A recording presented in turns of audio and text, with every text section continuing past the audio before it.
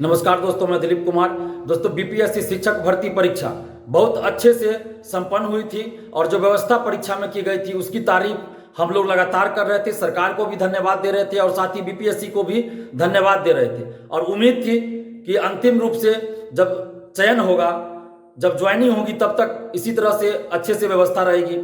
लेकिन जब रिजल्ट प्रकाशित हुआ उसके बाद कई तरह की अनियमितताओं की बातें सामने आ रही है। सैकड़ों अभ्यर्थी हमें फोन करके बता रहे हैं, अपनी समस्या बता रहे हैं कि रिजल्ट के बाद कई तरह की अनियमितताएं सामने आ रही है। काउंसलिंग में भी कई तरह की अनियमितताएं सामने आ रही है। बीपीएससी ने जब विज्ञापन निकाला था उस समय यह स्पष्ट रूप से कहा गया था, विज्ञापन में भी इस बात का जिक्र है कि एक अभ्यर्थी का एक ही जगह रिजल्ट रहेगा, लेकिन अभी एक ही अभ्यर्थी का दो दो तीन तीन जगह रिजल्ट हो गया। इसके चलते हजारों सीट खाली रह जाएगा, क्योंकि एक अभ्यर्थी एक ही जगह सिलेक्ट होगा, एक ही जगह ज्वाइन करेगा। लेकिन अभी जो मेरिट लिस्ट औपबंधिक रूप से जारी हुआ उसमें एक ही अभ्यर्थी का अगर +2 में है तो उसी में से हजारों अभ्यर्थियों का प्राइमरी में भी हो गया है, 9th 10th में भी हो गया है। जबकि विज्ञापन में ऐसा नहीं था। विज्ञापन में क्या था, 11th 12th में अगर किसी का हो गया है सिलेक्शन तो उनका 9th 10th या उससे नीचे में नहीं होगा। तो इस तरह से ये अनियमितता हुई है।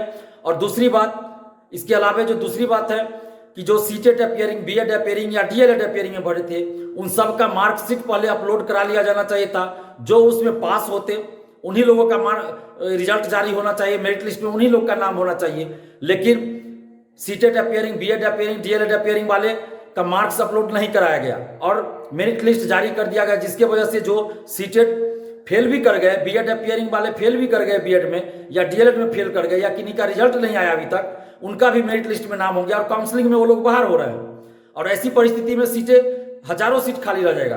बीएड का भी प्राइमरी में कहा गया था कि रिजल्ट नहीं दिया जाएगा, तो फिर किसी का रिजल्ट नहीं होना चाहिए था बीएड वाले का। और अगर बीएड वाले का रिजल्ट देना है तो जो भी मेरिट लिस्ट में आ रहे हैं सबका रिजल्ट देना चाहिए बीएड वाले का।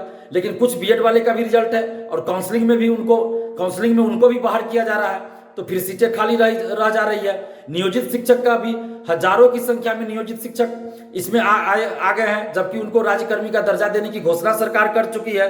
तो अब नियोजित शिक्षक भी इस बहाली में नहीं जाने वाले हैं, हजारों शिक्षक, तो वो सीटें खाली रह जाएगी।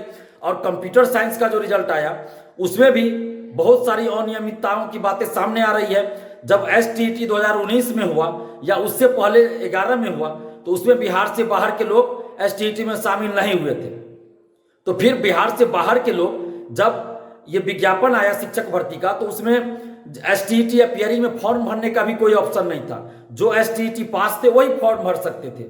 तो फिर STET अपियरिंग में कैसे लोगों ने फॉर्म भर दिया, या बिहार से बाहर के लोग कैसे फॉर्म भर सकते हैं 9th 10th या 11th 12th में? ये तो बड़े आश्चर्य की बात है। ऐसे सैकड़ों अभ्यर्थी हमें फोन करके बोल रहे हैं कि बिहार से बाहर के लोगों का भी बड़े पैमाने पर रिजल्ट है, तो ऐसा कैसे हो सकता है? और कंप्यूटर साइंस में STET 2019 जब हुआ था तो विज्ञापन में जो शर्तें थी उसके अनुसार जो STET पास होंगे उन्हीं का रिजल्ट इसमें होना चाहिए था।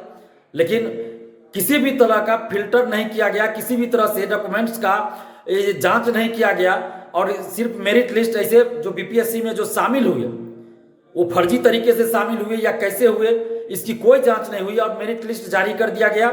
और इस कारण अब हजारों सीट खाली रह जाएगा। मेरिट वाले बाहर हो गए, हजारों ऐसे अभ्यर्थी है जो मेरिट से बाहर हो गए, जिनके पास सारा डॉक्यूमेंट्स है, और ऐसे बहुत सारी चीजें हुई है, अनियमितता हुई है। तो उसके चलते हजारों अभ्यर्थी बाहर हो गए और हजारों अभ्यर्थी मेरिट में आ गए, लेकिन वो काउंसलिंग के बाद बाहर हो जाएंगे।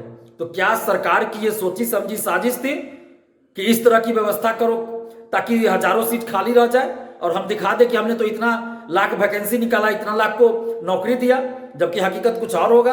तो यहाँ पे सबसे बड़ी बात यह है कि जितने सीटों पे आपने वैकेंसी निकाली उतने सीटों पे एक तो आपने मेरिट लिस्ट जारी नहीं किया, उसके बाद 1,22,000 का भी अगर मेरिट जारी हुआ है तो उसमें भी कई अनियमितताएं हैं और उसमें भी सीटें खाली रह जाएगी। हजारों अभ्यर्थी, 30-35 हजार से ज्यादा मुझे लगता है कि सीटें खाली रह जाएगी। तो अब सरकार या तो इस रिजल्ट को सुधार करे, किसी भी तरह से फर्जीवाड़ा नहीं होना चाहिए, कोई अनियमितता नहीं होनी चाहिए। बीपीएससी को भी सबसे पहले चाहिए था कि डॉक्यूमेंट्स अपलोड करा लेना चाहिए था, उसके बाद रिजल्ट देना चाहिए था। अभी वाटर मार्क की बात की जा रही है, लेकिन डॉक्यूमेंट्स वेरिफिकेशन जहां हो रहा है तो अभ्यर्थी हमें बता रहे हैं कि वहां सिर्फ ये देखा जा रहा है कि जो वाटर मार्क डॉक्यूमेंट्स जो बीपीएससी ने वाटर मार्क दिया है अपने वेबसाइट पर जो डाला हुआ है वो अभ्यर्थी के पास है या नहीं, बस इतना ही वेरिफिकेशन हो रहा है। वो सही है या फर्जी है इसकी जांच नहीं हो रही है। ये तो बड़े आश्चर्य की बात है। बीपीएससी ने भी इसकी जांच नहीं की और वो वाटर मार्क सिर्फ देते जा रहे हैं। जो भी अपलोड किया जा रहा है सर्टिफिकेट, तो बगैर उसकी जांच किए वाटर मार्क बीपीएससी कैसे दे रहा है? अगर बीपीएससी वाटर मार्क दे रहा है तो फिर उसकी जांच जो काउंसलिंग हो रहा है उसमें शिक्षा विभाग द्वारा क्यों नहीं की जा रही कि जो डॉक्यूमेंट्स दिया गया है, अपलोड किया गया, वो सही है फर्जी है क्या है नहीं, ये तो जांच होनी चाहिए ना। तो वेरिफिकेशन में क्या हो रहा है? सिर्फ ये देखा जा रहा है कि जो डॉक्यूमेंट्स अपलोड किया गया बीपीएससी के वेबसाइट पे वही सीरियल नंबर और वही डॉक्यूमेंट्स अभ्यर्थी के पास है या नहीं। अभ्यर्थी मुझे बता रहे हैं, ये जांच ही नहीं हो रहा है कि वो फर्जी है कि क्या है। तो फिर ये किस तरह का डॉक्यूमेंट्स वेरिफिकेशन हो रहा है?